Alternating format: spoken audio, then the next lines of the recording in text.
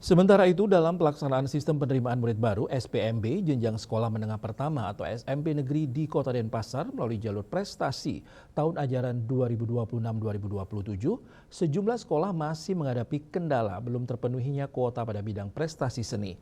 Sisa kuota tersebut nantinya akan dialihkan ke jalur domisili.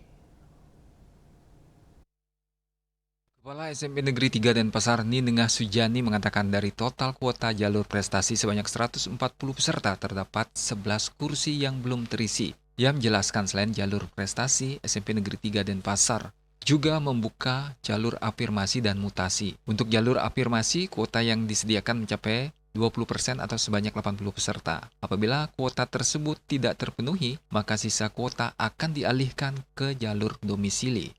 Jadi pengumuman sudah di tanggal 25, jadi setelah pengumuman memang ada beberapa masyarakat yang belum terima hasil prestasi tersebut, tapi kami dari pihak sekolah sudah memberikan pemutasan kepada masyarakat sehingga hasil pengumuman prestasi tersebut diterima dengan baik.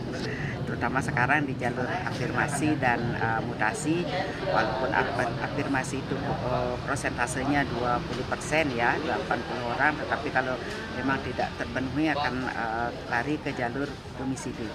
Kondisi serupa juga terjadi di SMP Negeri 4 Denpasar. Dari total kuota jalur prestasi sebanyak 127 peserta, hanya 82 peserta yang berhasil diterima. Masih terdapat 45 peserta yang belum terpenuhi dan nantinya akan dialihkan ke jalur domisili.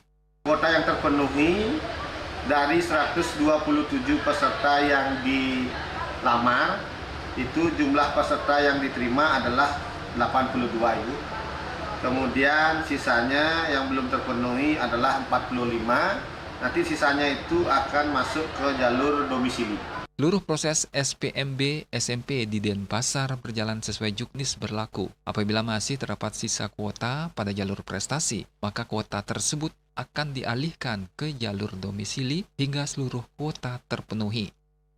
Bunga dan Agung Kompiang, Bali TV.